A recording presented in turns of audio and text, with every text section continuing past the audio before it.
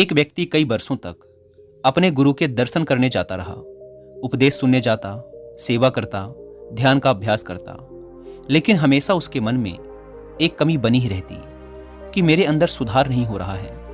मुझे कितने वर्ष गुरु की शरण में गए हो गए, प्रवचन सुनते हो गए, लेकिन मेरे जीवन में उतना बदलाव नहीं आ रहा है जितना गुरु की मुझसे अपेक्षा थी।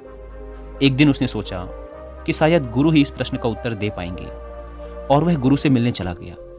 गुरु ने उसे अपने पास बिठाया और उसकी समस्या पूछी। उस व्यक्ति ने कहा, जीवन तो बहुत तेजी से बीता जा रहा है। मुझे दीक्षा लिए 20 वर्ष से ज़्यादा हो चुके हैं, और इन 20 वर्षों में मैंने अपनी तरफ से अथक प्रयास किया, लेकिन इन प्रयासों से मैं संतुष्ट कभी नहीं हुआ। मेरे जीवन का एक बहुत बड़ा हिस्सा बीत चुका है, जीवन का एक भाग बीत चुका है और अब दूसरा चल रहा है। मेरी उम्र लगभग 50 की हो चुकी है, मेरे बाल भी सफ़ेद पड़ने लगे हैं। पिछले 20 वर्षों में मैंने अथक प्रयास किया, लेकिन मैं अपने आप को कहीं भी नहीं पाता।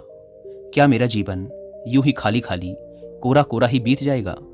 गुरु ने उससे कहा, तुम्हें सच्चाई समझने में अभी 2 वर्ष और लगेंगे। गुरु ने उसे बीजों से भरी एक पोटली देते हुए कहा, तुम यह बीज ले जाओ और इन्हें अपने खेतों में तब बोने के लिए डालना जब 3 दिनों तक अच्छी बारिश हो। वह व्यक्ति उन बीजों को लेकर वापस अपने घर आ गया और बारिश का इंतजार करने लगा। दिन हफ्तों में बदल गए और हफ्ते महीनों में, लेकिन बारिश नहीं हुई।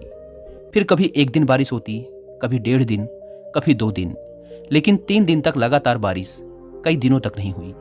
वह प्रसन्न होता जैसे ही बारिश शुरू होती, लेकिन फिर दुखी हो जाता जब बारिश कुछ ही देर में बंद हो जाती।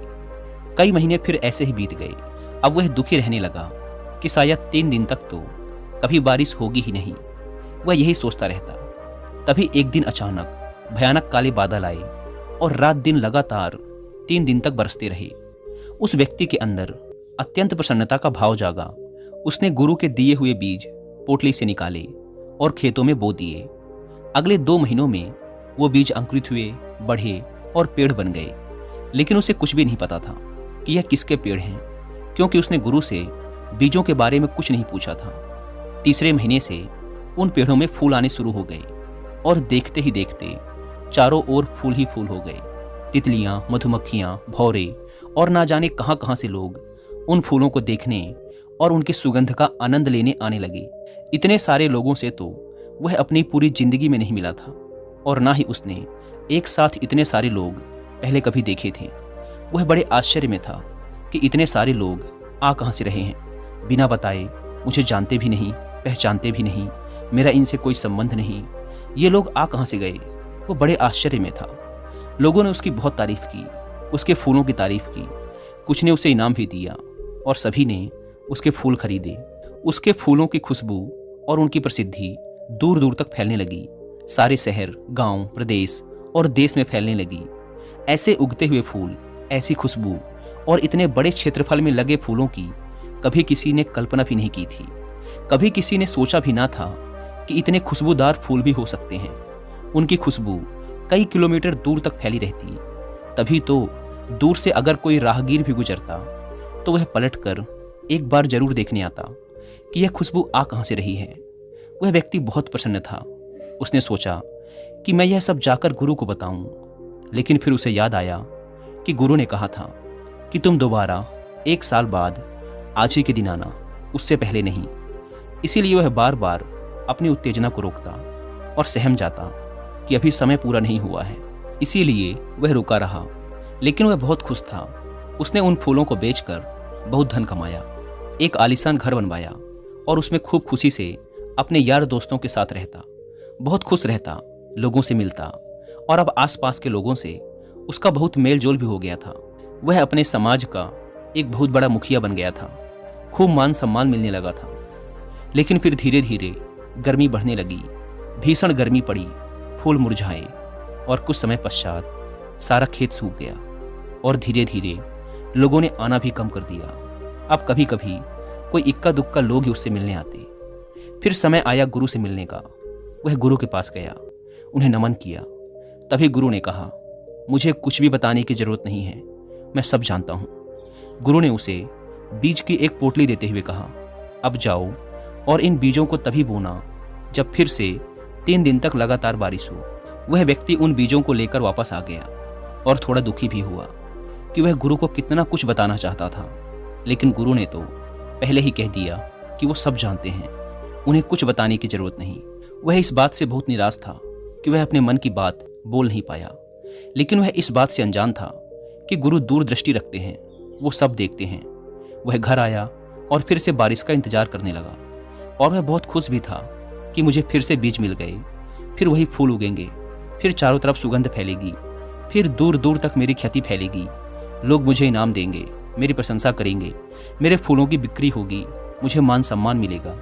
इन सब बातों के बारे में सोचकर वह अंदर से गदगद हो जाता, बार बार इन बातों को सोचता, बीजों की पोटली को देखता और प्रसन्न होता। यह कई दिनों तक चला और वह बारिश का इंतजार करता रहा, लेकिन बारिश नहीं हुई। जब हुई भी तो 1 दिन 2 दिन, लेकिन 3 दिनों तक लगातार बारिश नहीं हुई। कई महीने बीत गए। अब वह थोड़ा उदास रहने लगा कि क्या इस बार 3 दिन तक लगातार बारिश होगी ही नहीं। कहीं गुरु ने इस तरीके से मुझे कुछ समझाने का प्रयास तो नहीं किया जो मैं समझ नहीं पा रहा, क्योंकि अब तो बारिश हो ही नहीं रही। और अब वह मन ही मन तुलना भी करने लगा था कि पिछली बार तो इतने दिनों में बारिश हो गई थी, लेकिन इस बार तो उससे भी ज़्यादा दिन बीत गए और बारिश अब तक नहीं हुई। फिर एक दिन काले बादल आए और 3 दिन 3 रात तक मूसलाधार बारिश हुई। इस बार इतनी बारिश हो गई कि उसके खेत की मिट्टी का ऊपरी हिस्सा ही बह गया। वह यह सोचकर परेशान भी हो गया कि इस बार ज़्यादा समय लग जाएगा खेत को तैयार करने में, क्योंकि मिट्टी की ऊपरी परत बह गई है। फिर जैसे तैसे करके बारिश रुकी। उसने बड़ी मेहनत से खेत तैयार किया और वो बीज खेत में बो दिए, लेकिन इस बार भी उसने गुरु से नहीं पूछा था कि यह किसके बीज हैं। उसने खुद ही कल्पना कर ली थी कि यह उन्हीं फूलों के बीज होंगे। धीरे धीरे वो बीज अंकुरित हुए, बड़े हुए और उनमें फूल आने लगे। लेकिन वह यह देखकर हैरान हुआ कि इस बार फूल इतने छोटे क्यों हैं, लेकिन वह फिर भी इंतजार करता रहा। उसने सोचा शायद इस बार इन पेड़ों में फल आने वाले हैं। लेकिन कुछ दिनों बाद उसने देखा कि सारे पेड़ों में धीरे धीरे हरी मिर्च लगने लगी है और वह मिर्च की फसल बड़ी तेजी से फलने फूलने लगी। धीरे धीरे वह मिर्च लाल होने लगी, लाल सुरंग। कुछ दिनों तक खेत में तोते आए। तोतों ने कुछ मिर्च खाई, लेकिन इस बार कोई तितली नहीं आई, कोई भौरा नहीं आया, कोई मधुमक्खी नहीं आई। और इस बार ना तो आसपास से कोई लोग आए, ना कोई सुगंध उठी, ना कोई सुंदर नज़ारे बने, और ना ही दूर दूर से राहगीर आए उसके खेतों को देखने। इस बार ऐसा कुछ भी नहीं हुआ। वह बहुत आश्चर्य में था कि आखिर इसके पीछे क्या रहस्य है। वह थोड़ा चिंतित भी होने लगा, लेकिन थोड़ी उत्सुकता भी थी कि देखते हैं आगे क्या होता है। फिर जैसे जैसे गर्मी बढ़ने लगी, वो मिर्च लाल होने लगी और धीरे धीरे वो मिर्च पककर खेत में ही गिरने लगी और सूखने लगी। सारा खेत भी सूख चुका था। धीरे धीरे वो मिर्च फटने लगी और सारे खेत में फैलने लगी। और जैसे जैसे गर्मी बढ़ने लगी, गर्म हवाओं के साथ वो मिर्च भी उड़ने लगी और उस मिर्च से लोगों की आंखें और लोगों के गले जलने लगे। अब लोगों ने दूर दूर तक उस ओर आना ही छोड़ दिया, वो रास्ता ही छोड़ दिया, और जहाँ जहाँ वो हवा फैलती लोग परेशान होने लगे। बहुत भला बुरा कहते उस व्यक्ति को कि इस मूर्ख ने ये क्या कर दिया।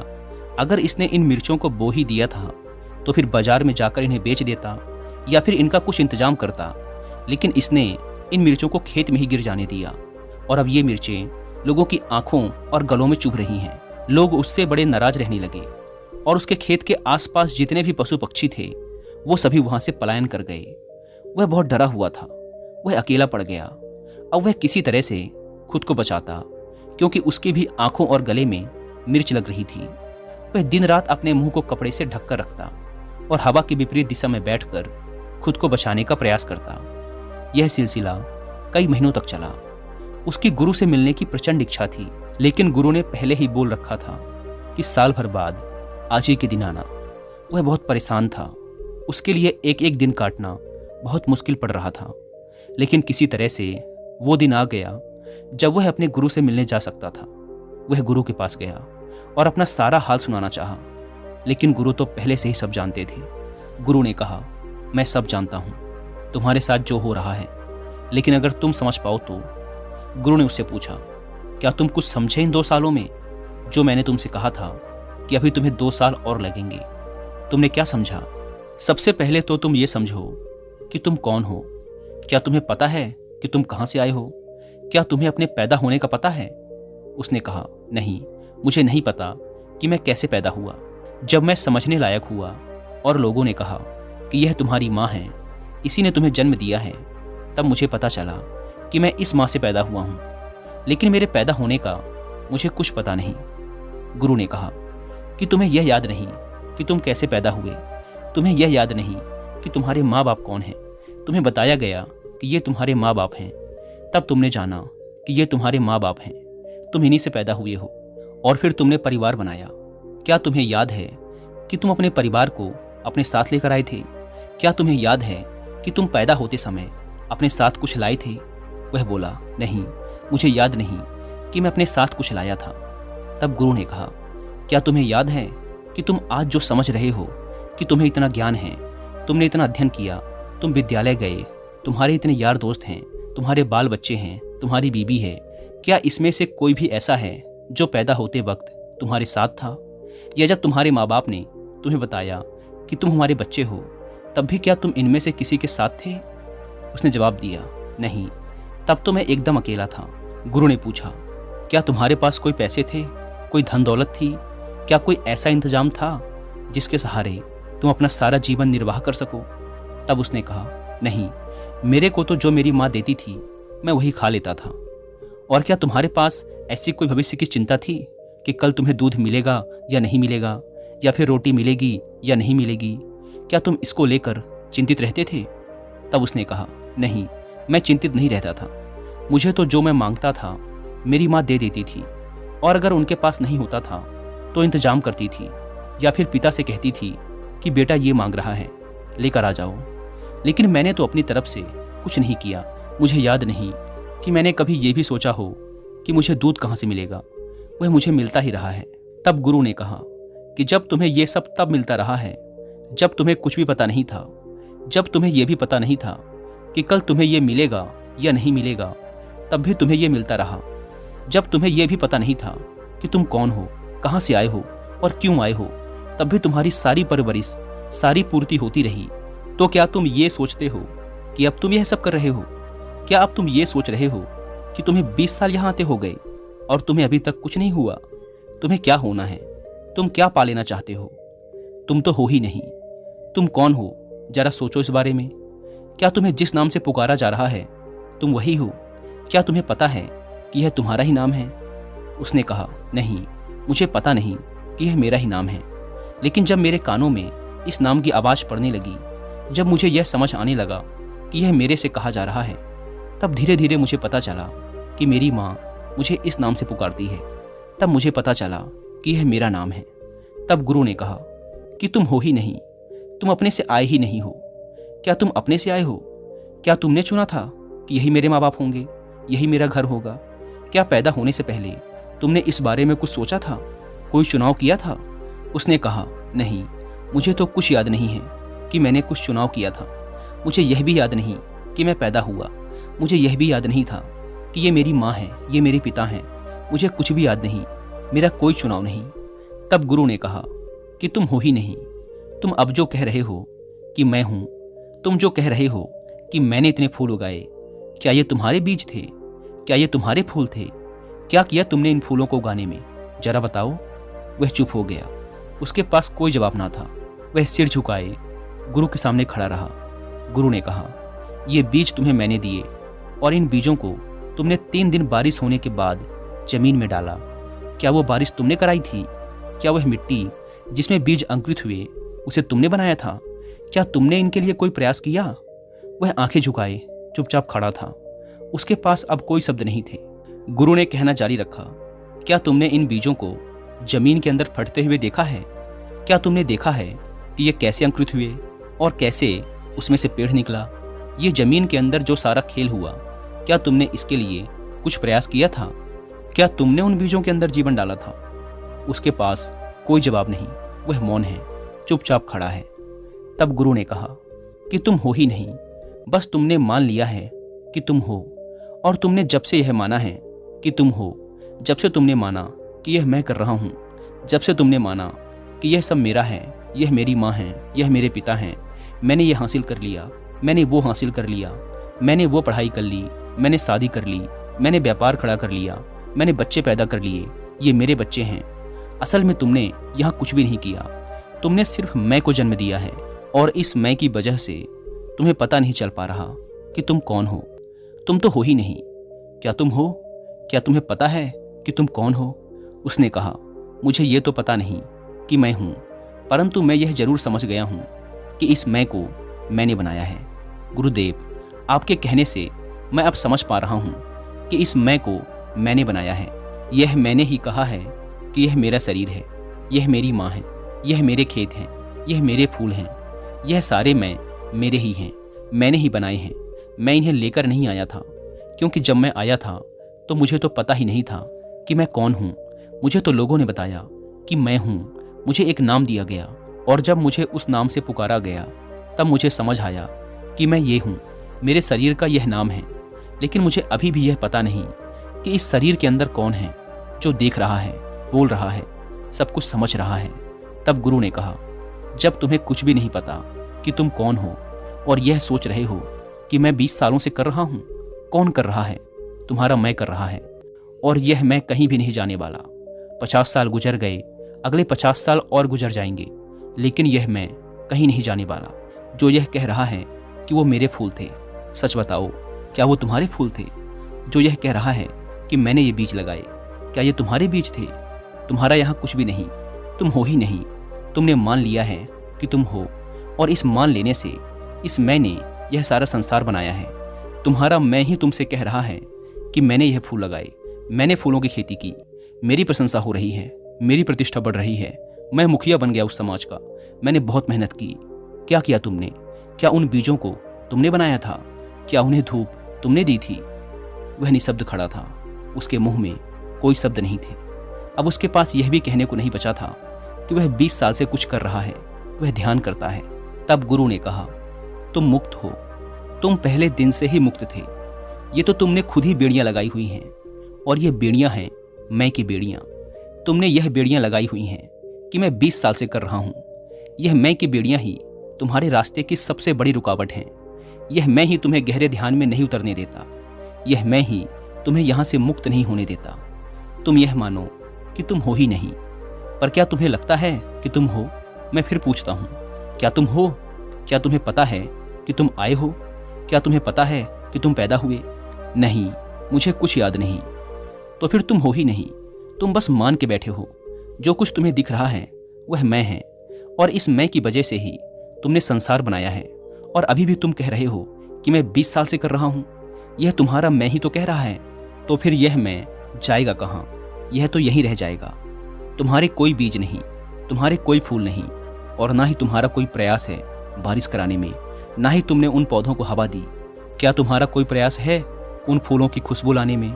क्या तुमने उन मधुमक्खियों को, भौरों को, तितलियों को कोई संदेश भेजा था? क्या फूलों के अंदर रस तुमने पैदा किए थे? तुम हो ही नहीं, बस तुमने मान रखा है कि तुम हो और तुम साथ कुछ भी लेकर नहीं आए। क्या तुम अपने साथ कुछ लाए थे? तुम्हें तो कुछ भी नहीं पता था। तुम्हें तो कपड़े पहनाए गए, तुम्हें साफ सफाई से रहना सिखाया गया। तुम्हें यह भी पता नहीं था कि कैसे खाना है, कैसे पीना है। तुम्हारे मुंह में स्तन को लगाया गया, तब तुमने दूध पीना सीखा। क्या प्रयास किया तुमने अपनी रोटी, अपने दूध के लिए उस समय? वो तुम्हें मिलता ही रहा और आज तुम ये सोचते हो कि मैं इंतजाम कर रहा हूँ, मैं कमा रहा हूँ। आज तुम सोचते हो कि ये मेरे बच्चे हैं, जब मैं खिलाऊंगा तब ये खाएंगे। तुम हो ही नहीं, बस तुम मान के बैठे हो। और जो ये सोचता है कि मैं हूँ, मेरे बच्चे हैं, मैं कमा रहा हूँ, मैं कर रहा हूँ, यही मैं ही तुम्हारे दुख का कारण है। यही तुम्हारी बंदिश है, यही तुम्हारा बंधन है, यही तुम्हारी बेड़ियां हैं। तुम मुक्त ही हो। तुमने शरण ले ली है बुद्ध की, तो अब मुक्त हो जाओ। तुम मुक्त ही हो और तुम्हें सब कुछ मिलता ही रहेगा। यह कहते हुए गुरु मौन हो गए। कहा जाता है कि वह शिष्य इसके बाद वहीं बैठकर ध्यान में तल्लीन हो गया। उसके बाद वह उठा ही नहीं, वह मुक्त हो गया, उसे परम निर्वाण प्राप्त हो गया।